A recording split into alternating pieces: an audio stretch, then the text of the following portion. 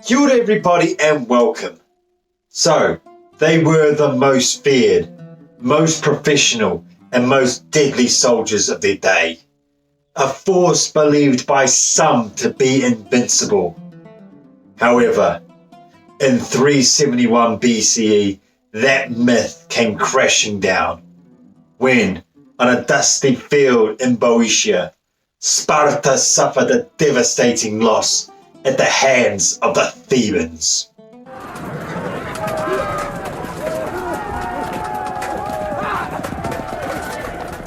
The Greek polis had, for the past 100 years, been involved in on and off conflicts, with the Spartans and the Peloponnesian League being the most militarily dominant.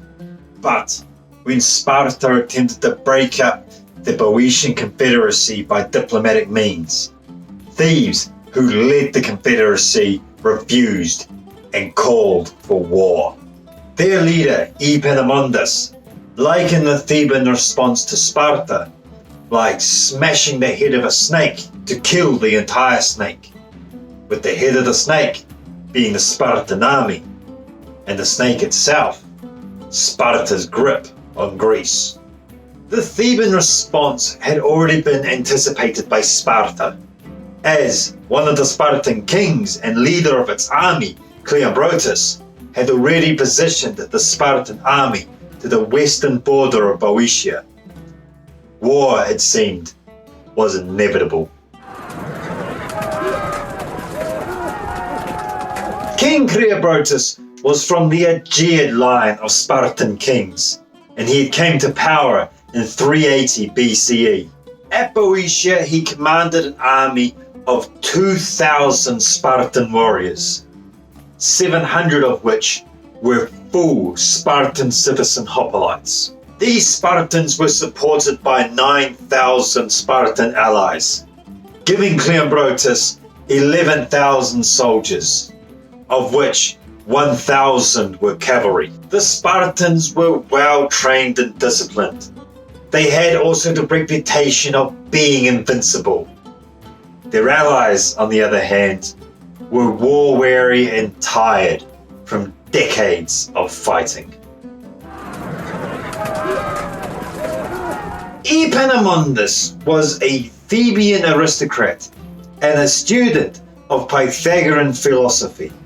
He had served in the Thebian military since adolescence, and possibly fought alongside the Spartans, according to both Xenophon and Plutarch. At Leuctra, Epaminondas commanded 7,000 hoplites, including 300 of the elite sacred band, a force of homoerotic pairs who loyally defended their lovers to the death. These elite soldiers were commanded by the charismatic Pelopidas. On top of the 7,000 hoplites, the Thebians also had 600 cavalry. This cavalry was probably the best in all of Greece at the time. They were also supported by a force of lighter infantry.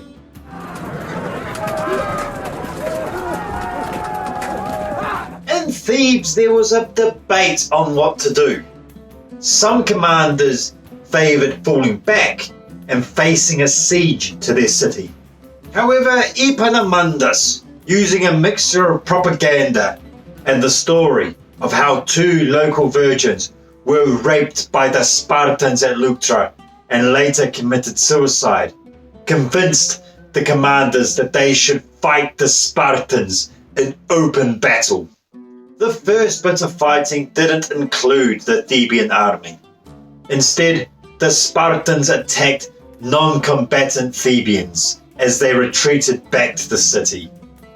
However, during these raids, Hieron, one of the Spartan leaders, were killed.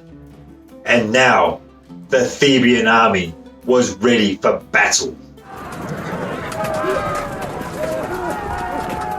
Cleombrotus assembled his lines in a traditional phalanx formation. His hoplites were 12 men deep, and his Spartan soldiers were situated on his right flank. Cleombrotus himself was located on the left side of his right wing, surrounded by his 300 elite bodyguards. Epaminondas rejected the traditional formation and made his left wing 50 men deep. He thinned out the remaining of his lines to 8 to 12 men deep. He also placed his sacred band to the left wing and his cavalry and light infantry to the front of his phalanx. Cleombrontus responded by extending his lines in an attempt to outflank the left side of the Thebians. He also moved his cavalry in front of his own line. This exposed Cleombrontus' left flank, and as the battle started, the Spartan cavalry found themselves completely outmatched by the Thebians. The Spartan cavalry retreated through a gap that had formed in the left wing of the Spartan line. The Thebian cavalry gave chase and began to cause chaos to the Spartan position. Epaminondas now attacked the Spartans using an echelon formation. He smashed the Spartans' left wing on an angle. Cleombrontus was essentially being pushed away from his own line. Then Pelopidas and his sacred band attacked Cleombrontus' right wing, killing the Spartan king and destroying the Spartan right flank. The battle was over. In total, about 1,000 Lacedaemonians were killed, including 400 Spartan hoplites. But, most importantly, the myth of Spartan invincibility had been shattered. With the Spartans' defeat, the Peloponnesian League disintegrated, and the now militarily dominant Thebians freed the Messenian Helots and established a new polis of Messene, and in Arcania, the polis of Megapolis, to help keep the Spartans in check. Thebes continued to grow, and with Persian backing, expanded throughout the Greek world. Epaminondas, in 362 BCE, defeated an Athenian-Spartan alliance in Manatea. However, he was killed in this battle.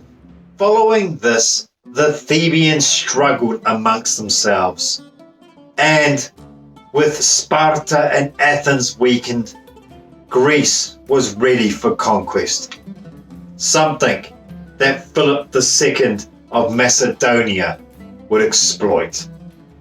But that is a story for another time. So, thank you for watching, and ka kite.